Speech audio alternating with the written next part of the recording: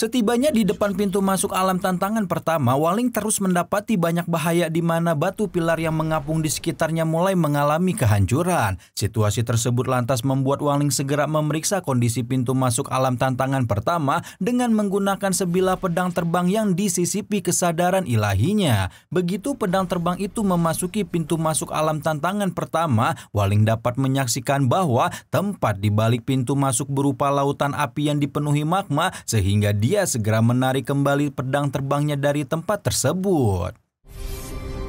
Tak lama setelah itu, Wangling segera mengeluarkan jiwa iblis piaraannya, di mana seketika iblis piaraan itu langsung terlihat antusias untuk memangsa orang dan mempertanyakan siapa yang harus segera dihabisi. Tapi sesaat kemudian iblis piaraan itu mendadak terkejut ketika mendapati pintu masuk alam tantangan pertama yang membentang di hadapannya. Iblis piaraan itu lebih terkejut lagi ketika Wangling malah menyuruhnya untuk masuk ke dalam sana, sehingga hal tersebut membuat dia langsung melakukan penolakan dan malah mengajak Wangling untuk mati sama-sama di tempat ini. Karena iblis piaraan itu menolak pergi ke pintu masuk, Wangling akhirnya mengeluarkan bendera jiwa dan mengiming-imingi iblis Suligao dengan jiwa-jiwa yang ada di dalamnya. Akan tetapi iblis Suligao ini masih tetap menolak pergi dan berusaha untuk tidak tergoda sekumpulan jiwa yang ditawarkan oleh Wangling. Karena iblis Suligao tidak juga menurut, Wangling akhirnya memberi sedikit serangan kecil sebagai peringatan, hingga akhirnya jiwa iblis Suligao pun terpaksa sepakat untuk pergi masuk ke pintu masuk dan diperbolehkan untuk melahap jiwa setelah kembali dari tempat itu. Saat iblis Suligao memeriksa kondisi di balik pintu masuk, Wangling dapat melihat dengan jelas bahwa tempat yang menjadi alam tantangan pertama ternyata berbeda dari lautan api yang dilihat sebelumnya. Saat ini tempat yang dimasuki Suligao merupakan tempat yang dipenuhi unsur logam, sehingga ketika iblis Suligao kembali dari tempat itu, Wangling langsung menyadari bahwa alam tantangan pertama merupakan tempat yang berhubungan dengan 5 elemen dan dia akan menjadi avatar dalam waktu dekat. Enggak ya, dan ia hanya bisa memasuki alam tantangan yang sesuai dengan teknik pelarian bumi. Sedang di sisi lain, iblis Suligao yang ketagihan melahap jiwa mulai berinisiatif menawarkan diri kepada Wangling untuk memeriksa kondisi di balik pintu masuk sekali lagi. Setelah Wangling setuju dengan penawarannya, Suligao segera meluncur ke pintu masuk sekali lagi, tetapi saat ini yang dimasukinya berupa dunia es yang seketika membekukan tubuhnya. Bolak-balik pintu masuk alam tantangan pertama pun berlangsung hingga berkali-kali, di mana setiap masuk ke pintu itu, iblis Suligao akan mendarat di sebuah tempat yang berbeda-beda. Setelah bolak-balik berkali-kali, iblis Suligao pun akhirnya tiba di sebuah gurun pasir, di mana tempat tersebut sangat memungkinkan bagi Wangling untuk menggunakan teknik pelarian bumi. Mendapati tempat tersebut, Wangling pun segera menyusul iblis Suligao ke alam tantangan tersebut.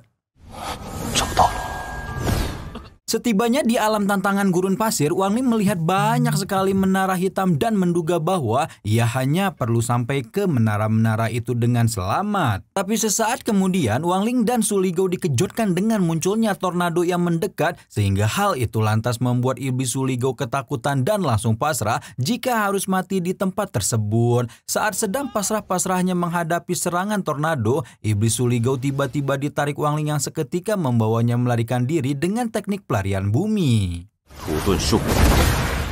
Saat melarikan diri di bawah tanah, Suligao tampak terkagum-kagum dengan kemampuan Wangling dan langsung memuji bahwa teknik pelarian buminya sangat hebat dan sama bagusnya seperti berjalan di atas tanah. Namun di sisi lain, pujian Suligao itu dianggap terlalu berisik oleh Wangling, sehingga ia langsung melempar jiwa Suligao kembali ke dalam tendon naga. Pada waktu yang sama, iblis Suligao juga meminta Wangling untuk memberinya makan sejumlah jiwa lagi, dan permintaan itu pun langsung dikabulkan Wangling untuk membuatnya diam.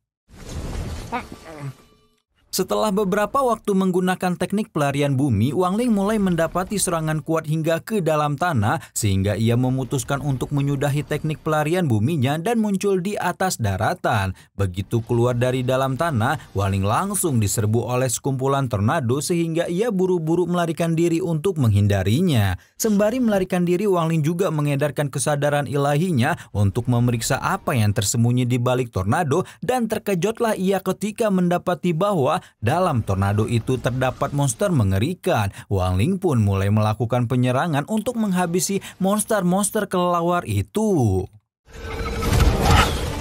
Setelah menghabisi beberapa monster-monster kelelawar, Wang Ling lagi-lagi dibuat terkejut karena ternyata kematian monster barusan malah memancing kemunculan monster-monster lainnya. Situasi tersebut lantas membuat Wang Ling mengutus iblis Suligao untuk bantu menghabisi monster-monster itu. Tetapi hal tersebut tidak membuahkan hasil bagus dan justru malah memperparah keadaan, di mana tornado dan monster-monster itu malah semakin banyak dan bersama-sama menyerang ke arah Wang Ling. Alhasil Wang Ling pun hanya bisa membawa Suligao untuk melarikan diri secepatnya sembari menyerang monster-monster itu sekali lagi.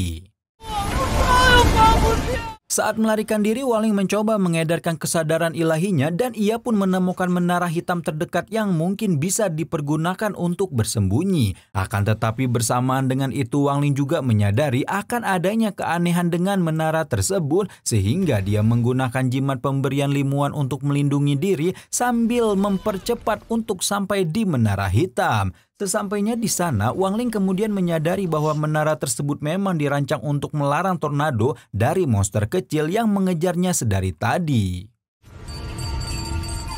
Saat di menara hitam, iblis Suligao diam-diam mengutuk Wang Ling bahwa suatu hari nanti akan tiba waktunya dia akan menelan jiwa Wang Ling. Tapi sesaat kemudian Suligao tiba-tiba dikejutkan dengan panggilan Wang Ling yang seketika menyuruhnya melahap sekumpulan jiwa lalu meminta dia untuk memeriksa keadaan di luar menara hitam. Tanpa banyak protes, iblis Suligao pun segera memakan sekumpulan jiwa dan dengan senang hati bergegas memeriksa kondisi di luar menara meskipun tubuhnya harus terkena serangan tornado yang begitu ganas. Selagi iblis Suligao dihantam oleh makhluk-makhluk dalam tornado, Wang Ling kini akhirnya mengetahui bahwa di atas langit dekat menara juga terdapat sebuah larangan. Hal tersebut lantas dibenarkan oleh Suligao yang melaporkan bahwa ada larangan terbang di atas langit yang membuatnya tidak bisa melihat lebih banyak kondisi di luar. Tapi kabar baiknya, Suligao sempat menerobos tornado dan bisa melahap monster-monster dalam tornado itu, di mana kini ia telah menelan sebagian besar dari mereka tanpa adanya perlawanan dari mereka sedikit pun. Mendengar laporan ini, Wang Ling kemudian mempertanyakan apakah jika Suligao terus menelan monster itu, mereka tidak mengucilkannya. Pertanyaan tersebut lantas membuat Suligao menyadari ada suatu keanehan, sementara Wang Ling malah terpikir untuk menaklukkan salah satu monster terkuat di antara mereka supaya bisa mengendalikan monster-monster lainnya. Tanpa banyak berpikir lagi, Wang Ling kemudian menyuruh iblis Suligao untuk memuntahkan setengah jiwa monster yang baru ditelannya, sehingga hal itu membuat Suligao jadi kecewa tetapi tidak punya pilihan lain selain menuruti permintaan Wang Ling. Setelah jiwa-jiwa itu dimuntahkan, Wang Ling segera bertindak untuk menciptakan iblis kedua. Melihat Wang Ling membuat iblis kedua, jiwa iblis Suligao tentu terkejut-kejut dan mulai berpikir untuk segera mencerna 250 bola jiwa yang baru ia telan. Suligao berpikir jika dia tidak segera mencernanya, maka suatu hari nanti dirinya akan dijadikan mangsa bagi iblis kedua. Di tengah pemikiran itu, Suligao tiba-tiba dikejutkan oleh perintah Wang Ling yang seketika memintanya untuk pergi keluar dan menangkap jiwa monster-monster sebanyak 300 jiwa. Meski merasa berat, iblis Suligao pun segera bergegas untuk menangkap 300 jiwa, sementara Wang Ling meneruskan pekerjaannya dalam membuat iblis kedua. Setelah beberapa waktu, proses penciptaan iblis kedua piaraan Wang Ling pun akhirnya telah selesai, di mana sekarang Wang Ling langsung melakukan uji coba terhadap iblis tersebut untuk bisa mengendalikan monster-monster dalam tornado. Saat uji coba iblis kedua, Wang Ling dapat menarik monster-monster yang lebih lemah untuk menyatu, sekaligus juga membuat badai tornado yang jauh lebih kuat. Dengan adanya iblis kedua ini, Wang Ling tidak perlu khawatir akan diserang monster-monster dalam tornado lagi karena sekarang pergerakan monster-monster itu sudah ada di bawah kendalinya. Dengan segera Wang Ling pun melanjutkan perjalanan menuju alam tantangan berikutnya, tapi di tengah perjalanan ia dikejutkan dengan banyaknya monster serupa yang mati berserakan. Mendapati bangkai monster-monster itu, Wang Ling tentu dapat menebak bahwa di depan sana ada seseorang yang juga memasuki alam tantangan gurun pasir. Melihat dari tanda-tanda kematian para monster, serta dari jejak yang tertinggal di tempat itu, Wang Ling akhirnya dapat menyimpulkan bahwa orang yang telah melakukan pembantaian terhadap sejumlah monster itu merupakan seorang kultivator transformasi jiwa yang tidak lain dan tidak bukan adalah Ming Taozi. Dan benar saja, jauh di depan sana, sosok Meng Taozi sedang sibuk menebar racun untuk menghabisi sejumlah monster yang tersembunyi dalam tornado. Meski sudah menebar banyak racun mematikan dan menghabisi monster dalam jumlah banyak, upaya Meng Taozi tampaknya sangat sia-sia karena semakin banyak monster yang dia habisi, justru makin banyak juga mendatangkan monster-monster lainnya. Situasi tersebut lantas membuat Meng Taozi mengajak katak litian piaraannya untuk memeriksa kondisi di luar menara, di mana seketika Meng Taozi pun melihat banyak tornado yang mengarah kepadanya dan mendapati bahwa kultivasi monster tersebut berada di tingkat formasi inti dan jiwa lahiriah. Menyadari hal ini, Meng Taozi pun semakin tertantang untuk menghabisi monster-monster itu dengan racun miliknya. Sesaat setelah menemukan jejak-jejak peninggalan racun Meng Taozi, Wang Ling meminta iblis Su Ligao untuk meningkatkan kewaspadaan sekaligus menyuruhnya untuk memeriksa lokasi dari Meng Taozi. Mendapati perintah ini, iblis Su Ligao memastikan sekali lagi apakah tuannya itu benar-benar ingin mengejar sosok Meng Taozi yang kultivasinya jauh di atasnya. Pertanyaan tersebut lantas ditanggapi oleh Wang Ling yang meminta supaya iblis Su Ligao tidak banyak cincong dan melakukan perintahnya saja tanpa banyak protes. Nah, mendengar ini, si iblis pun langsung bergerak melaksanakan tugas walaupun sembari diam-diam menggerutu membicarakan Wang Ling yang takut pada kekuatan Meng Taozi seperti biasanya. Sementara iblis Su Ligao mencari tahu keberadaan dari Meng Taozi, Wang Ling tiba-tiba merasakan adanya tanda-tanda bahaya dari dalam tornado sehingga ia pun segera mengedarkan kesadaran ilahinya untuk memeriksa apa yang ada dalam tornado tersebut. Begitu diperiksa, Wang Ling menemukan adanya sesosok makhluk besar yang merupakan raja dari sekumpulan makhluk dalam tornado, di mana makhluk tersebut ternyata memata-matai lokasi Wang Ling sedari tadi. Tidak berselang lama, makhluk raja dalam tornado itu pun melemparkan serangannya kepada Wang Ling, tapi untungnya serangan itu berhasil ditangkis oleh Wang Ling. Dan karena keberadaan makhluk raja itu dirasa sangat membahayakan, maka Wang Ling segera menyuruh iblis kedua untuk menghabisinya. Mendengar perintah Wang Ling, iblis kedua itu pun langsung menurut dan terlihat enggan untuk melawan makhluk raja dalam tornado. Akan tetapi karena Wang Ling langsung mengancamnya dengan mantra kematian, mau tidak mau iblis kedua itu pun segera bergerak untuk menghadapi makhluk raja dalam tornado. Namun tanpa diduga, serangan iblis kedua itu ternyata tidak mempan untuk mengalahkan makhluk raja, sehingga Wang Ling terpaksa turun tangan sendiri untuk menyerangnya dengan mengandalkan kekuatan pedang pusakanya. Alhasil pertarungan antara Wang Ling dan makhluk raja pun berlangsung menegangkan. Setelah berhasil mengalahkan makhluk raja dalam tornado, Wang Ling mengambil posisi kultivasi dan menyadari bahwa batas kultivasi musuh yang bisa dilawannya adalah ranah jiwa lahiriah semu. Wang Ling juga menyadari bahwa tornado yang menyerangnya bukan merupakan satu-satunya, sehingga masih memungkinkan adanya makhluk raja lainnya yang tersembunyi dalam tornado-tornado lain. Beberapa waktu kemudian, Wang Ling kembali mengedarkan kesadaran ilahinya dan sekarang dia bisa melihat sebuah pusaran besar yang tentunya merupakan pintu masuk menuju alam tantangan kedua. Dengan adanya pusaran tersebut, Wang Ling menyadari bahwa tantangannya di gurun pasir akan segera berakhir. Tidak lama setelah menemukan pusaran itu, Wang Ling dikejutkan dengan kedatangan iblis Su Ligao yang seketika memberitahukan tentang lokasi dari Meng Taozi, di mana ternyata Meng Taozi sedang berupaya melawan makhluk raja dalam tornado lainnya tetapi mengalami kesulitan dalam mengalahkannya. Pada saat ini Meng Touzi yang sudah mulai kewalahan itu hampir saja dihabisi oleh makhluk raja yang sangat kejam, tapi untungnya dia segera membuat segel pertahanan yang mampu melindungi dirinya dan katak Litian dari serangan makhluk raja itu. Selagi Meng Touzi berusaha keras menghadapi makhluk raja itu, Iblis Suligao justru terlihat sangat puas menertawakan penderitaan yang dialami oleh Meng Touzi yang tampaknya masih belum menyadari alasan kenapa dirinya bisa menarik makhluk raja itu. Lain halnya dengan Iblis Suligao, Wang Ling justru mulai menyadari bahwa kekuatan makhluk raja dalam tornado bisa sekuat yang dihadapi oleh Meng Touzi. Mengetahui hal ini, Wang Ling kini merasa cukup beruntung karena sebelumnya dia tidak bertindak terlalu gegabah ketika menghadapi makhluk raja. Jika saja Wang Ling bertindak lebih gegabah sebelumnya, maka kemungkinan dia pun akan berakhir seperti Meng Touzi.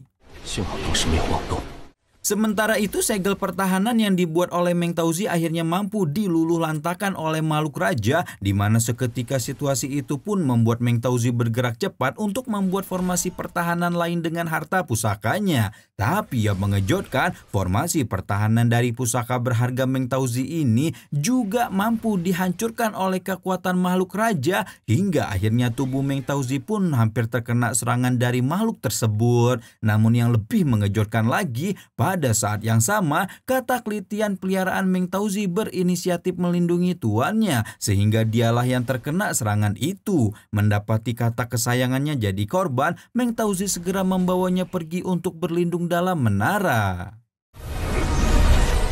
Melihat Meng Touzi kabur dari pertarungannya, Iblis Suligao lantas segera mengajak Wang Ling untuk secepatnya menuju pintu masuk alam tantangan kedua. Namun pada saat itu Wang Ling memutuskan untuk tidak terburu-buru menuju ke sana. Terlebih saat ini dia mendapati makhluk raja yang tadi dilawan Meng Touzi mulai mendekat ke menara persembunyian Meng Touzi. Situasi tersebut lantas membuat Wang Ling mengajak kedua iblis piaraannya untuk menonton lebih dekat supaya bisa melihat lebih jelas apa yang bakal terjadi kepada Meng Touzi. Meski awalnya iblis kedua tidak setuju dengan keinginan itu, pada akhirnya mereka pun mendekat posisi mereka terhadap lokasi Meng Touzi dan makhluk raja yang dilawannya.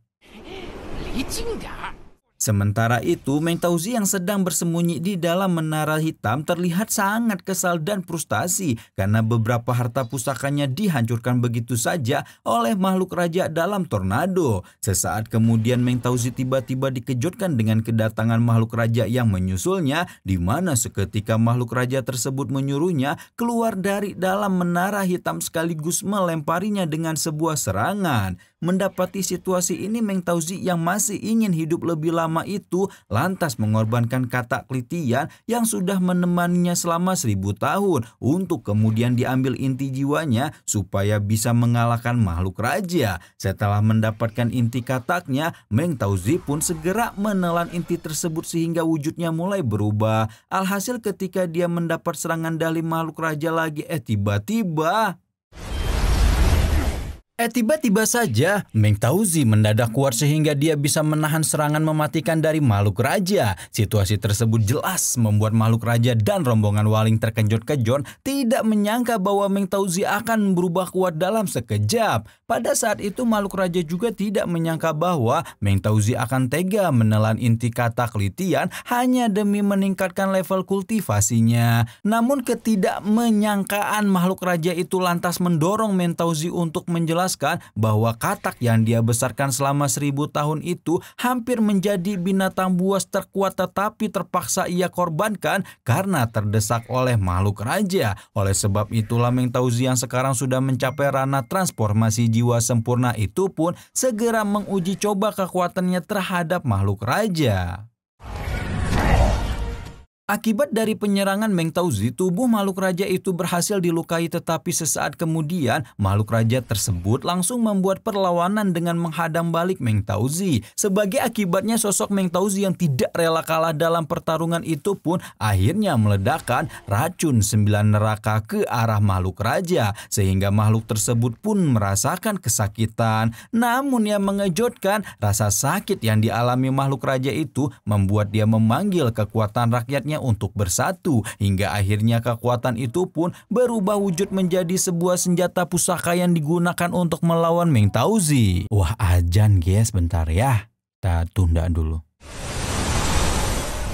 Di sisi lain, Meng Tauzi yang tidak mau kalah pun segera mengeluarkan kuali hijaunya untuk melakukan perlawanan, tapi sayangnya harta pusaka itu harus berakhir terbelah dua bagian akibat beradu dengan senjata makhluk raja. Dan karena saat ini harta pusaka Meng Tauzi sudah rusak parah, maka makhluk raja segera mendekat untuk menghabisi Meng Tauzi saat itu juga. Tapi tanpa diduga, tindakan makhluk raja itu ternyata tidak membuat Meng Tauzi merasa takut sedikit pun, dan justru malah membuatnya bersikap sombong seolah bisa mengalahkan makhluk raja. Dan benar saja, tidak lama setelah makhluk raja mendekat, Meng Tauzi segera meledakkan racun yang paling mematikan sehingga tubuh makhluk raja itu pun meledak dan berhamburan kemana-mana. Mendapati kejadian itu, Wang Ling dan dua iblis piaraannya terkejut-kejut, tidak menyangka bahwa Meng Tauzi akan berhasil mengalahkan makhluk raja dengan racunnya. Situasi ini pun lantas membuat iblis Suligao lagi-lagi mengajak Wang Ling untuk bergegas menuju pintu masuk alam tantangan kedua. Menurut Suligao, jika mereka tidak segera pergi dari tempat itu, maka dikhawatirkan sosok kejam bernama Meng Tauzi itu akan menemukan keberadaan mereka dan mempersulit perjalanannya. Akan tetapi ajakan iblis Suligao ini malah ditolak oleh Wang Ling yang seketika meminta para iblisnya untuk lebih mendekat ke arah Meng Tauzi. Setelah posisi mereka lebih dekat dengan posisi Meng Tauzi, Wang Ling mencoba meradar tas penyimpanan harta pusaka milik Meng Tauzi, lalu mengatakan bahwa dirinya berniat mencuri benda pusaka kultivator transformasi jiwa milik Meng Tauzi, di mana harta pusaka itu akan dijadikan sebagai senjata tambahan bagi Wang Ling dalam menghadapi ujian tantangan di alam tantangan kedua. Niat Wang Ling ini pun lantas dikomentari iblis Suligao yang khawatir kalau rencana tersebut akan gagal, di mana menurutnya sosok Meng Tauzi itu masih memungkinkan untuk bisa menghabisi Wang Ling dengan sisa-sisa kekuatannya. Akan tetapi Wang Ling mengabaikan kekhawatiran itu dan nekat menyuruh iblis kedua untuk mengendalikan makhluk-makhluk dalam tornado supaya menyerang Meng Tauzi.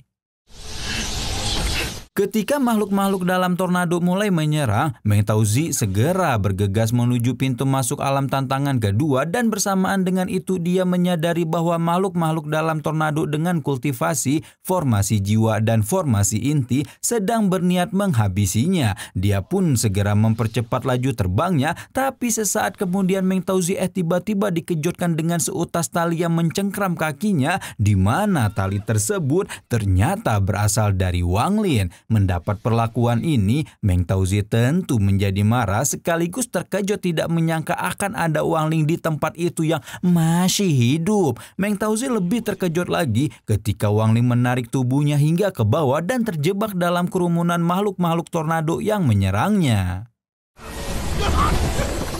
Tepat ketika Meng Tauzi diserang sekumpulan makhluk dalam tornado, Wang Ling segera memanfaatkan situasi tersebut untuk secepatnya merebut tas penyimpanan harta pusaka milik Meng Tauzi. Sementara itu, setelah tas penyimpanan harta pusaka direbut, secara perlahan tubuh Meng Tauzi pun meledak di udara. Namun yang mengejutkan, sesaat setelah tewasnya Meng Tauzi, makhluk-makhluk dalam tornado yang menyerang Meng Tauzi itu akhirnya bisa menemukan lokasi Wang Ling, sehingga kini kumpulan makhluk dalam tornado itu pun segera berbalik arah untuk menyerang Wang Ling. Sesaat setelah keberadaan Wang Ling dan kedua iblisnya diketahui, iblis Suligao langsung panik sejadi-jadinya dan menilai kalau sebentar lagi mereka akan menemui kematian. Berbeda dengan Suligao, Wang Ling justru masih tampak tenang dan berusaha melindungi diri mereka dengan formasi pelindung. Setelah membuat pelindung, Wang Ling kemudian meminta iblis kedua untuk menggerakkan tornado dan menghindari dari makhluk raja yang akan menyerang mereka. Namun berhubung aksi penghindaran itu dinilai terlalu lambat, maka Wang Ling segera menggunakan jimat pemberian dari pacarnya Li Muan untuk lebih memperkuat formasi pelindung sekaligus mempercepat upaya penghindaran mereka dari makhluk raja. Berkat jimat pemberian ayang embebnya, Wangling dan kedua iblisnya berhasil menghindar dari makhluk raja dan akhirnya menerobos pintu masuk alam tantangan berikutnya bersama beberapa makhluk tornado yang sengaja ia bawa untuk dijadikan alat pertahanan. Setibanya di alam tantangan itu, Wangling menyimpan kembali jimat naga pemberian Limuan sehingga otomatis makhluk-makhluk tornado yang dibawanya menjadi tercerai-berai. Tak hanya itu, Wangling juga membuat iblis kedua melahap jiwa salah satu makhluk dalam tornado lalu menyimpan sisanya ke dalam tas penyimpanan. Setelah mengamankan makhluk-makhluk tersebut, Wangling kemudian mengeluarkan iblis Suligao lalu memintanya untuk melindungi Wangling selama beberapa waktu ke depan, di mana selama waktu tersebut Wangling akan memeriksa tas penyimpanan yang dirampasnya dari Meng Tauzi untuk mencari harta pusaka yang bisa digunakan di alam tantangan ini. Nah, begitu tas penyimpanan itu diperiksa, Wangling tidak menemukan adanya segel spiritual pelindung sehingga hal itu membuat dia dapat menebak bahwa Meng Tauzi sudah meninggal di gurun pasir. Tidak adanya segel pelindung juga membuat Wangling dapat memeriksa seluruh isi tas penyimpanan, di mana ternyata isi tas tersebut terdiri dari banyak batu spiritual kualitas tinggi dan harta-harta berharga lainnya. Di antara sekian banyak harta itu, Wangling menemukan kuali hijau beracun yang sebelumnya sempat dipergunakan Meng Tauzi untuk melawan makhluk raja. Setelah diperiksa kuali beracun yang kondisinya terbelah dua bagian itu, ternyata merupakan harta pusaka dari negara kultivator tingkat 3 dan disebut dengan kuali Raja Obat, di mana kuali itu awalnya merupakan milik guru Meng Tauzi, tetapi Meng Tauzi sengaja menghabisi gurunya untuk bisa mengambil alih benda tersebut. Kuali itu pun dijadikan Meng Tauzi sebagai pusaka hidupnya yang disempurnakan dengan menggunakan api tubuh selama ribuan tahun dan berubah menjadi kuali raja racun yang mengandung banyak racun mematikan. Meskipun kuali raja racun itu merupakan benda pusaka yang sangat berbahaya untuk dimiliki, Wangling meyakini satu hal bahwasannya kuali racun itu bisa sangat bermanfaat jika dipergunakan dengan benar. Wangling sangat yakin kuali beracun itu akan bisa membantunya melarikan diri dari tempat berbahaya seperti alam tantangan saat ini. Nah, Wangling pun mulai mengutak-atik kuali beracun tersebut hingga akhirnya roh dari kuali itu dapat keluar, lalu ia gabungkan dengan pedang terbang miliknya sendiri. Alhasil penggabungan dua benda pusaka itu pun menjadikan pedang terbang Wangling sebagai pedang beracun yang tentunya sangat mematikan. Melihat pedang beracun itu, iblis Suligao tampak sangat terkagum-kagum lalu memuji Wangling atas keberhasilan upayanya. Terlebih lagi pedang beracun itu sekarang sudah memiliki kemampuan yang lebih mematikan, yakni bisa membuat mati kultivator di tingkat jiwa lahiriah. Sesaat kemudian Wangling menyimpan pedang beracun itu ke dalam tas penyimpanan lalu mengeluarkan iblis kedua dan beberapa makhluk tornado yang tadi sempat disimpannya. Dan karena iblis kedua itu tampak sedang bersantai sambil dipijat para makhluk tornado, maka seketika iblis Suligao langsung menunjukkan rasa irinya dan berharap bahwa di masa depan dirinya juga akan memiliki beberapa pendamping. Terlepas dari rasa iri yang ditunjukkan iblis Suligao, Wangling kemudian menyuruh makhluk-makhluk tornado dan kedua iblisnya untuk berpencar memeriksa keadaan sekitar, lalu ia pun dapat menemukan adanya sebuah batu besar bertulisan "Jalan tanpa jalan kembali". Menyadari kalau tulisan itu merupakan jejak yang ditinggalkan oleh pengunjung terdahulu, Wangling segera menghampiri batu besar itu yang ternyata di dekatnya ada sebuah jembatan batu. Setibanya di tempat itu, Wangling mulai memikirkan pesan-pesan yang ditinggalkan si pembuat jejak dan ia pun akhirnya dapat menyimpulkan bahwa untuk keluar dari tempat tersebut Wangling hanya perlu melangkah maju melewati jembatan tanpa pernah berpikir untuk kembali.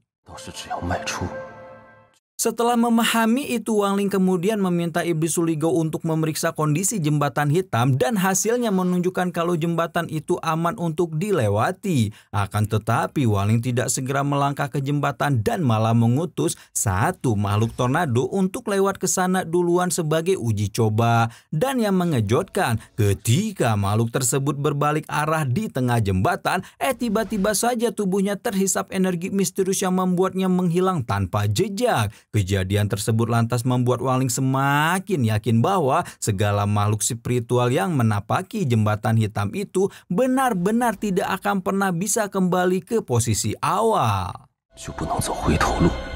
Karena sudah cukup paham dengan cara kerja dari jembatan itu, Wangling kemudian mulai melangkah untuk melewati jembatan, diikuti kedua iblis piaraannya yang berjalan di belakang. Namun baru beberapa langkah kedua iblis piaraan itu tiba-tiba menghilang sehingga Wangling cukup terkejut, namun tetap berusaha untuk bersikap tenang tanpa menoleh ke belakang. Tak lama dari itu Wangling kembali dikejutkan dengan munculnya sosok naga merah sehingga hal itu membuat Wangling mempercepat langkah dengan cara berlari. Namun secepat apapun Wangling berlari, naga merah itu akhirnya berhasil mencegat tepat di depan Wangling. Meski naga sudah di depan mata, Wangling tetap bersikap tenang dan melangkah maju seperti tidak terdapat apapun di hadapannya. Hal ini dikarenakan Wangling telah menyadari adanya beberapa kejanggalan dari munculnya naga merah dan juga menyadari kalau naga itu hanya merupakan ilusi saja. Dan benar saja ketika Wangling terus berjalan ke depan tanpa berpikir untuk kembali, maka naga merah itu pun menghilang tanpa jejak. Namun tidak berselang lama Wangling kembali dilanjutkan dengan kemunculan sosok lain di mana yang mengejutkannya ternyata sosok itu merupakan kedua orang tuanya yang memanggilnya di belakang.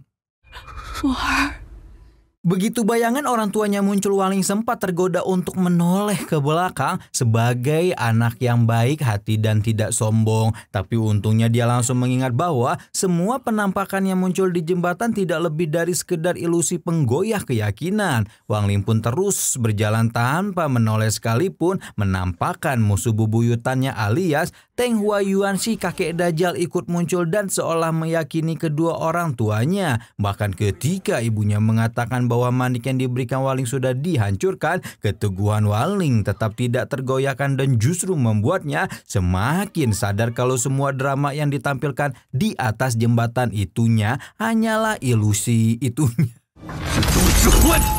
Tanpa diduga, keteguhan hati Wangling untuk tidak menoleh ke belakang itu pun akhirnya membawa dia ke penghujung jembatan di mana seketika kedua iblis piaraannya pun muncul kembali dengan secara tiba-tiba. Tanpa membuang waktu lagi, Wangling dan kedua iblisnya pun langsung menerobos ke pintu masuk alam tantangan yang berikutnya. Yang setibanya di sana, Wangling segera mengedarkan kesadaran ilahinya serta menguji tempat tersebut dengan menggunakan beberapa makhluk kecil dari tornado. Namun yang mengejutkan, ketika makhluk-makhluk kecil itu melintas beberapa meter, tiba-tiba saja tubuh mereka terjebak oleh sebuah larangan yang sangat kuat.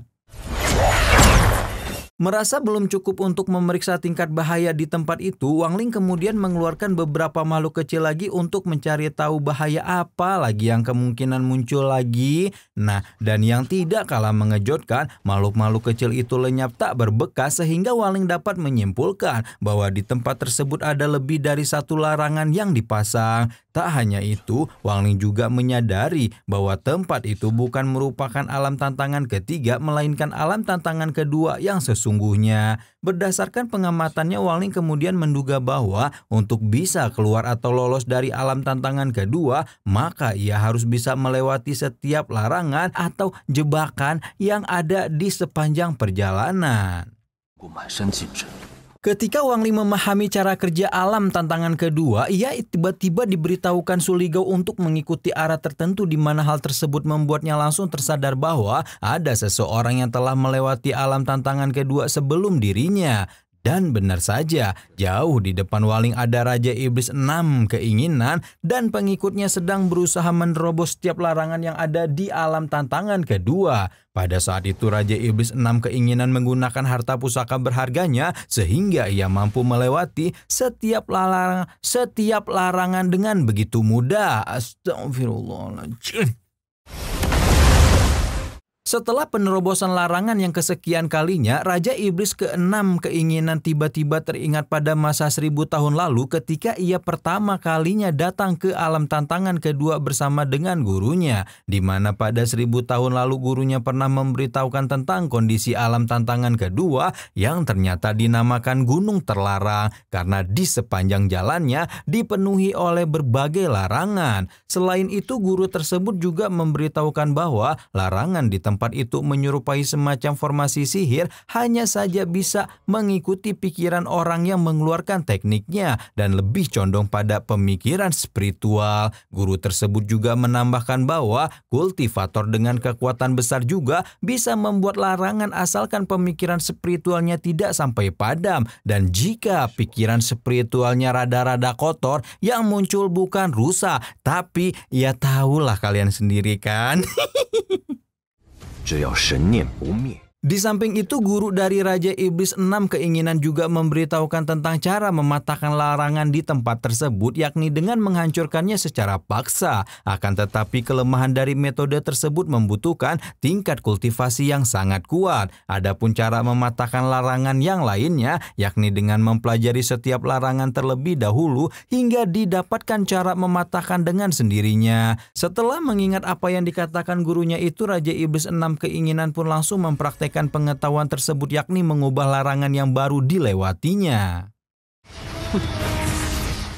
Sesaat setelah memberitahu ada celah yang bisa dilewati, Iblis Suligau segera menyarankan kepada Wangling supaya tuannya itu melewati jalan tersebut dan tidak perlu repot-repot berupaya mencari jalan yang lain. Wangling pun tentu mengikuti saran tersebut, namun setelah beberapa langkah dia mulai merasakan adanya suatu kejanggalan, sehingga akhirnya Wangling terpaksa melakukan pemeriksaan terhadap sepetak rumput yang akan ia lewati di jalan tersebut. Begitu diperiksa, Wangling akhirnya mengetahui bahwa di dalam sepetak rumput tersebut ternyata ada sebuah larangan, sehingga dia segera mengirim Suligau dan beberapa makhluk kecil untuk mencoba menghancurkan larangan itu.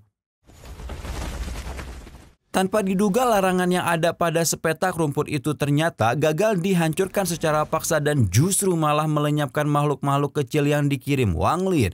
Bahkan Suligau yang pada dasarnya tidak punya tubuh fisik pun harus terkena larangan tersebut, sehingga dirinya benar-benar kesakitan. Dan karena Suligau telah berkorban untuk jadi objek uji coba Wangling dalam menghadapi larangan, maka dia segera meminta imbalan kepada Wangling supaya diberi sejumlah jiwa untuk dilahap. Wangling pun segera memberikan sejumlah jiwa, lalu setelahnya dia mulai mempelajari larangan yang terpasang dalam rumput. Saat mempelajari larangan, Wangling akhirnya mengetahui bahwa jika dia menggunakan pembentukan pil untuk memperkuat larangan, maka dipastikan dirinya akan berakhir mati dengan mudah. Wangling juga memahami bahwa pada setiap larangan yang dipasang pasti ada sesuatu yang menarik perhatian dan bisa dipecahkan setelah mempelajari cara kerjanya. Nah, di samping itu, Wangling juga akhirnya menyadari bahwa larangan yang sedang dipelajarinya saat ini cukup rumit dan diprediksi dibuat oleh seorang ahli larangan. Setelah memahami beberapa info penting terkait larangan tersebut, Wangling segera mencatatnya pada batu gio. 10 hari berlalu, Iblis Suligau mulai merasakan bosan dengan Wangling tidak juga bergerak maju untuk melewati larangan. Sementara itu Wangling sendiri masih tampak khusyuk mempelajari larangan, hingga tak lama setelahnya dia pun berhasil menemukan beberapa letak formasi yang terlarang tersebar di beberapa pohon kecil. Tak hanya itu, Wangling juga dapat memprediksi bahwa larangan tersebut dibuat oleh Raja Iblis 6 keinginan, sehingga info tersebut langsung membuat Suligau jadi khawatir. Terlepas dari kekhawatiran Suligau, Wangling tampak memuji larangan yang dibuat Raja Iblis 6 keinginan yang telah melampiaskan aura kepanikan di atas larangan aslinya, sehingga larangan itu jadi lebih kuat. Setelah memahami cara kerja larangan tersebut, Wangling kemudian mencoba mendobrak larangan dengan kekuatan spiritualnya, tetapi upaya itu dinilai terlalu lambat untuk berhasil. Di sisi lain, Suligau terus merangek kepada Wangling dan mempertanyakan tindakan apa yang harus mereka ambil untuk menghadapi Raja Iblis keinginan di masa depan. Nah, mendapati pertanyaan seperti ini, Wangling meminta Suligau untuk tidak khawatir karena menurutnya peluang bertemu Raja Iblis 6 keinginan itu sangatlah kecil. Mendengar ini, Suligau pun berhenti khawatir, tetapi ia lanjut bertanya, apakah Raja Iblis 6 keinginan merasakan jika larangan yang dibuatnya telah dilanggar Wangling? Mendapat pertanyaan semacam itu, Wang Ling kemudian memberitahukan bahwa setiap larangan yang berhasil dilanggar sudah pasti akan bisa dirasakan oleh pembuatnya. Hanya saja kemungkinan besar Raja Iblis 6 keinginan itu tidak akan memprediksi bahwa Wang Ling lah yang berhasil menerobos larangan buatannya. Dan benar saja, jauh di depan sana Raja Iblis 6 keinginan ternyata bisa merasakan kalau larangannya telah dilanggar seseorang. Hanya saja dia tidak bisa menebak apakah orang tersebut adalah Duan Muji ataukah ahli racun Meng Tozi yang udah pindah alam. Namun meski demikian Raja Iblis 6 keinginan tidak terlalu khawatir dan malah mengirim energi spiritual yang begitu kuat untuk mempersulit orang di belakangnya. Sementara itu, setelah berhari-hari Wang Ling akhirnya menghadapi larangan kedua di mana saat ini dia menggunakan iblis Suligo untuk mencoba menyeberangi sungai api dan memeriksa tingkat bahaya di dalamnya. Setelah mengamati pergerakan iblis Suligo dalam larangan sungai api, Wang Ling akhirnya mengetahui bahwa mata formasi yang dipasang dalam larangan tersebut merupakan ciptaan kesadaran ilahi, di mana jika dia menghancurkannya dengan kesadaran spiritual secara langsung, maka itu akan menimbulkan pemberontakan. Alhasil, demi bisa menerobos larangan tersebut, Wang Ling lantas mencoba menggunakan cara lain, yakni menutupi mata formasi dengan menggunakan kesadaran spiritual. Tanpa diduga, cara yang dipergunakan Wang Ling ini berhasil mematahkan larangan tersebut, di mana seketika sungai api yang semula dipenuhi dengan energi panas kini berubah wujud menjadi sebuah jembatan dengan pemandangan yang cukup menyegarkan. Keberhasilan tersebut lantas membuat Suligao segera mengucapkan selamat kepada Wang Ling. Sementara itu Wang Ling sendiri mulai sibuk kembali untuk mempelajari larangan berikutnya. Dan tanpa terasa seiring berjalannya waktu, Wang Ling telah menghabiskan waktu bertahun-tahun hanya untuk mempelajari berbagai batasan yang harus ia lewati. Bahkan saat ini rambut Wang Ling mulai memutih, menunjukkan bahwa energi mentalnya sangat terkuras untuk mempelajari larangan. Namun meski demikian, Wang Ling mulai merasa yakin bahwa dia bisa membuat larangan yang tidak kalah kuat dengan buatan Raja Iblis 6 keinginan.